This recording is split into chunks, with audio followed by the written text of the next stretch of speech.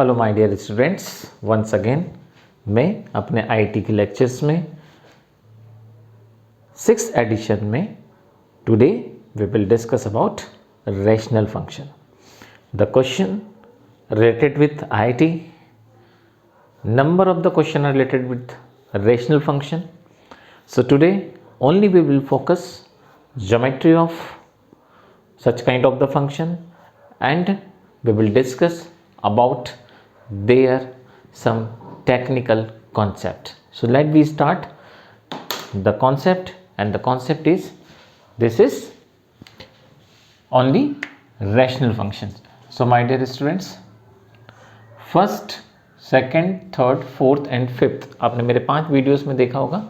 हमने डिस्कस करा था ओनली पॉलिनोमियल फंक्शंस. आज हम डिस्कस करेंगे rational functions, right. So you know that when you are in the class 7th, जब आप क्लास 7th में थे तो हमने देखा रैशनल को p बाई क्यू के फॉर्म में रिप्रेजेंट किया जाता है, राइट. सो ऑलमोस्ट हम वो सभी फंक्शन आज डिस्कस करेंगे जो p बाई क्यू के फॉर्म में होंगे. सो rational function. So let me start with the rational function. Okay, so first of all we will talking about fx equals to 1 by x. fx equals to 1 upon x is the rational function. हम जानते हैं कि अगर हम rational function की बात कर रहे हैं, so my dear students, इसमें जो डोमेन होगा उसमें आप x की वैल्यू सब कुछ सब्स्टिट्यूट कर सकते हो, बट 0 कभी भी सब्स्टिट्यूट नहीं कर सकते, right. That mean what, you will substitute every real number except 0. So चलिए हम स्टार्ट करते हैं इस प्रॉब्लम को और हम डिफाइन करेंगे यहाँ पे so the domain of function. So domain of function is the element of R, right. So this is the domain of function, element of, but जैसा मैंने कहा इसमें 0 नहीं आएगा तो 0 हटाना पड़ेगा, except 0. So this is the domain of the function. Now the range of function. तो उसके पहले हम ग्राफ ड्रॉ करते हैं. इसका ग्राफ कैसा बनेगा, तो देखिए इसको ग्राफ बनाने का बड़ा आसान सा तरीका मैं आपको बताता हूँ कि कैसे 1 अपॉन x का हम ग्राफ बहुत इजीली बना सकते हैं. सबसे पहले आप जानते हैं कि अगर आप इसके अंदर x की वैल्यू 1 रखते हैं तो आपको y भी कितना मिलेगा, 1 मिलेगा. आपको याद होगा मेरे पुराने वीडियोज़ में मैंने आपसे कहा था fx जो होता है वो y को ही डिफाइन करता है, डिपेंडेंट वैल्यू को, और y एक dependent value. That means y की वैल्यू x के 1 रखने पे क्या मिलेगी, आपको 1 मिलेगी. तो कुछ रैंडमली एक डॉट बना रहा हूँ मैं यहाँ पे कि x सब्स्टिट्यूट करने पे 1, y भी हमें 1 मिलेगा. अब आप खुद सोचिए कि अगर आप x की वैल्यू 2 रखते हैं तो आपको 1/2 मिलेगा, मतलब पहले से आधा, मतलब y घटा, डिक्रीज हुआ, कम हुआ. इसका मतलब अगर मैं y यहाँ पे 3 रखूँगा तो और घटेगा 0.3 बार के आसपास. अगर मैं 4 रखता हूँ x के प्लेस पे तो आप देखिए 0.25, मतलब हर बार आपकी वैल्यू तब घटेगी, डिक्रीज होगी जब आप x बढ़ाओगे. तो इसका मतलब अगर मैं आपसे कहूँ मैं इसमें 100 रखता हूँ तो मुझे क्या आंसर मिलेगा, तो मुझे आंसर मिलेगा 0, राइट, 0.01. मतलब हमें बहुत छोटा आंसर मिला. बट मैं जैसे जैसे x की वैल्यू बढ़ाते जाऊँगा y वैसे वैसे डिक्रीज होगा. लेकिन माय डियर स्टूडेंट्स, कोई भी एक ऐसी वैल्यू नहीं आएगी जिसमें y 0 हो जाए, राइट. सो पॉसिबल नहीं है. तो ऐसे ज्योमेट्री को जब हमको पता पड़ता है कि x जब हम इंक्रीज करते हैं और x हम इंक्रीज कर रहे हैं कहाँ पे, प्लस इन्फिनिटी की ओर, तो उस समय y कहाँ मिलेगा, y हमें इंक्रीज मिलेगा, सॉरी डिक्रीज मिलेगा, कहाँ, 0 की ओर बढ़ेगा. इसका मतलब अगर हम इसकी ज्योमेट्री को डिस्कस करें तो इसकी ज्योमेट्री लाइक दिस कुछ ऐसी जाएगी. पर याद रखें इसको टच ना करें. अगर हमें टच कर देंगे इसका मतलब उस x पर वो डिफाइंड हो जाएगा, जो पॉसिबल नहीं है. अब देखिए इसी फेज को आगे सॉल्व करते हैं. तो यहाँ से हम इस ग्राफ को अब थोड़ा सा सही कर लेते हैं, क्योंकि हमें इतना तो समझ में आ गया कि ये ऐसे डाउनवर्ड जा रहा है. तो लाइक दिस कुछ ऐसे हमने बढ़ा दिया. और देखिए ये आप इन्फिनिटी की ओर मूव करेंगे तो y नीचे जाएगा. Now what next. अब आप थोड़ा उल्टा सोचिए. जब आप इसके अंदर 0 और 1 के बीच वैल्यू रखते हैं, मतलब आपका जो x होगा वो 0 और 1 के बीच हो. कल इमेजिन कीजिए इन दोनों के बीच जब आप इसमें वैल्यू रखते हैं, सपोज आप इसके अंदर वैल्यू रखते हैं, मैं आपको बताता हूँ, आपने 0.9 रखा x के प्लेस पर, तो आप खुद सोचिए अगर x के प्लेस पर आप 0.9 रखेंगे तो आपको जो y मिलेगा वो 10/9 हो जाएगा. थोड़ा वैल्यू डेसिमल ऊपर ले जाइए.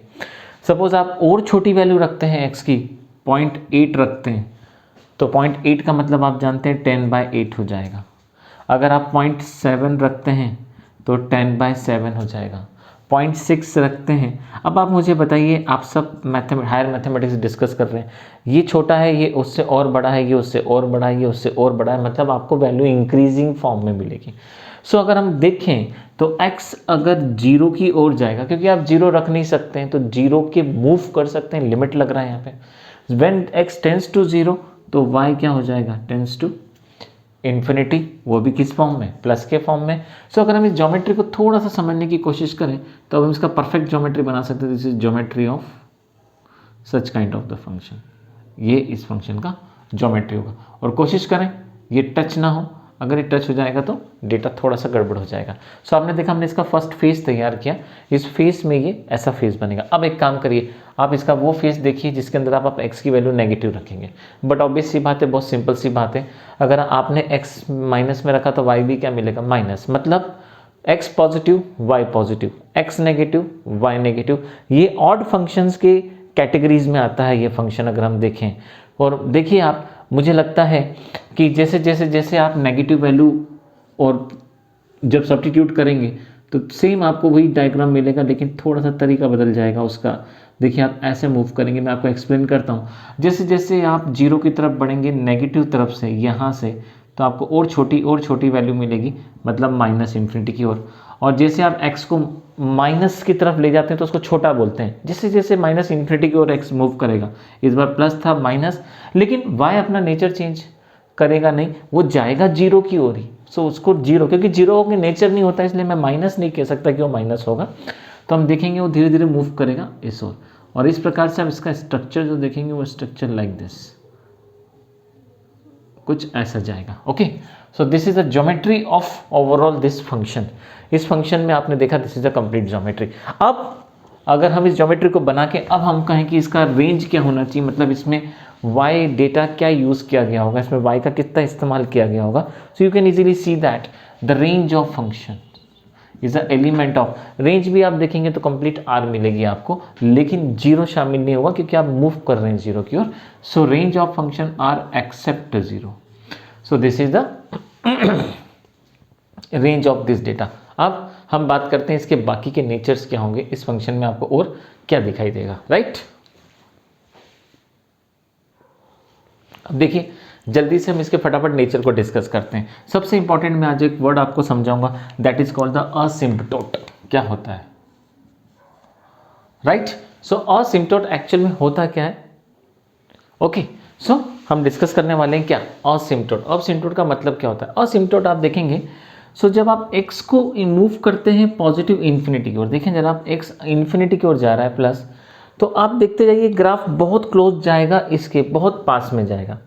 असिम्पटोट का मतलब होता है बहुत पास बहुत पास बहुत पास बहुत पास, वो लाइन। तो देखिए इस लाइन को हम क्या बोलेंगे, ये लाइन अपने आप में असिम्पटोट। असिम्पटोट का मतलब होता है उस लाइन को वो टच नहीं करेगा लेकिन उसके बहुत करीब जाएगा। इस प्रकार का कॉन्सेप्ट जब किसी ग्राफ में अप्लाई किया जाता है तो उस लाइन को असिम्पटोट बोला जाता है। इसका मतलब जब x प्लस इन्फिनिटी की ओर जाएगा तो ये x एक्सिस खुद एक असिम्पटोट का काम करेगी। और आप देखिए जब x 0 की ओर मूव करेगा, अब देखिए दोनों तरफ x अगर प्लस इन्फिनिटी या माइनस इन्फिनिटी अगर दोनों तरफ जाता है तो देखिए दोनों तरफ ग्राफ x एक्सिस के पास चिपकेगा और क्लोज जाएगा। बट जब x 0 की तरफ जाएगा, चाहे 0 प्लस की तरफ से बढ़े या 0 माइनस की तरफ से, चाहे हम ऐसे जाएं या ऐसे जाएं, दोनों स्थिति में आप देखेंगे तो आपका ये वाला पॉइंट देखिए आप ये y की तरफ मूव कर रहा है। इसका मतलब असिम्पटोट एक वो लाइन होती है जिसमें ग्राफ उसके पास तो नहीं पहुंचेगा लेकिन उसके पास जाने के लिए कंटिन्यूसली और क्लोज जाएगा। ऐसी लाइन को हम क्या बोलते हैं, दैट इज कॉल्ड द असिम्पटोट। तो इसके अंदर असिम्पटोट जो होगा वो होगा बोथ एक्सिस, या हम एक्सिस लिख देते हैं, इसमें दोनों यूज हो जाएंगे। तो इस प्रकार से देखा दोनों इसके असिम्पटोट होंगे, मतलब x एक्सिस भी और y एक्सिस भी। सो ये आपने देखा यहाँ से। दूसरी बात सबसे इंपॉर्टेंट, फर्स्ट और थर्ड मतलब सिमेट्रिकल ग्राफ है। सिमेट्रिकल ग्राफ कितना, अगर मैं आपसे कहूँ कि ये ऑब्जेक्ट है तो ये इमेज हो जाएगा, अगर हम एक मिरर अप्लाई कर दूँ तो आप देखेंगे ये ऑब्जेक्ट और ये इसका इमेज है, तो हम बोलेंगे दैट इज अ सिमेट्रिकल। देखेंगे आप तो सिमेट्रिकल ग्राफ कहलाएगा ये। सो सिमेट्रिकल इन अपोजिट क्वाड्रेंट। तो इसको बोलने का तरीका जो होगा हम क्या यूज करेंगे, that is called the symmetrical opposite quadrant. Opposite quadrant में क्या होगा, सिमेट्रिकल होगा। थर्ड इंपॉर्टेंट चीज देखिए ध्यान से, जब आप इस ग्राफ को गौर से देखेंगे तो ये ग्राफ यहाँ से देखिए जरा नीचे की तरफ, अब इस लेंथ को जरा मान, जैसे जैसे x इंक्रीज हो रहा है y क्या हो रहा है यहाँ पे डिक्रीज हो रहा है। आप इधर देखिए यहाँ पे x की वैल्यू इंक्रीज हो रही है लेकिन y क्या हो रहा है यहाँ पे, y की लंबाई क्या, देखिए आप परपेंडिकुलर लेंथ कम होती जा रही है। इसका मतलब x जब इंक्रीज होगा तो y डिक्रीज होगा, घटेगा। सिमिलरली आप देखेंगे जब यहाँ पे x इंक्रीज हो रहा है तो लेंथ वाइज हम देखें तो लेंथ वाइज भी क्या होगा, ये डिक्रीज होगा, मतलब it is a completely decreasing graph. ये एक डिक्रीजिंग फंक्शन होगा, या कहीं से कहीं तक एक इंक्रीजिंग फंक्शन को डिफाइंड नहीं करेगा। सो जब आप इसको ओवरऑल सॉल्व करेंगे इस पूरे फंक्शन को, so that is called the decreasing function. तो अगर हम इसका एक नेचर ये लिख रहे हैं तो हम लिखेंगे डिक्रीजिंग फंक्शन। ये कंप्लीट आर पर क्या होगा, एक डिक्रीजिंग फंक्शन होगा। सबसे इंपॉर्टेंट बात, क्या इसका मैक्सिमा और मिनिमा होगा। सो देखिए पूरे ओवरऑल ग्राफ में आप ध्यान से देख लीजिए, इसकी कोई भी मैक्सिमम वैल्यू आपको नहीं दिखाई देगी और ना ही आप इसकी कोई मिनिमम वैल्यू फाइंड कर सकते हैं। सो अगर हम नेक्स्ट देखें, no maxima and no minima, तो इसका ना तो कोई मैक्सिमा निकल के आएगा माय डियर स्टूडेंट्स और ना ही इसका हमें क्या मिलेगा, कोई मिनिमा मिलेगा। सो आपने देखा असिम्प्टोट हो गया इसका both the axis, domain in range आपके पास में रहा, ये कंप्लीटली डिक्रीजिंग फंक्शन है और इसका ना तो मैक्सिमम वैल्यू मिलेगा और ना ही हमें इसका कोई मिनिमम, और ये सिमेट्रिकल होगा first quadrant and third quadrant. So ये ओवरऑल इंफॉर्मेशन जो आपने देखा इस डेटा से रिलेटेड निकला। एंड आप देखेंगे this is called the odd function. Odd function का मतलब क्या होता है, जीरो के जितना हिस्सा इधर मिल रहा है x पे जो y मिल रहा है वही नेगेटिव x पे वही y मिलेगा, लेकिन साइन का अंतर रहेगा। Okay, so that is called the odd function. हम इस फंक्शन को बोलते हैं that is called odd function. और इसको डिफाइन करने का होता है कि x फंक्शन जो पॉजिटिव है वही फंक्शन नेगेटिव रहेगा, लेकिन चूंकि साइन का अंतर होता है इसलिए हम क्या लगा देते हैं, एक माइनस और लगाते हैं। तो ऑड फंक्शन को देखिए ऐसे डिफाइन किया जाता है। सो this is the odd function और डिफाइन करने का इसका तरीका हुआ, right. So this is the complete geometry of this is the 1/x।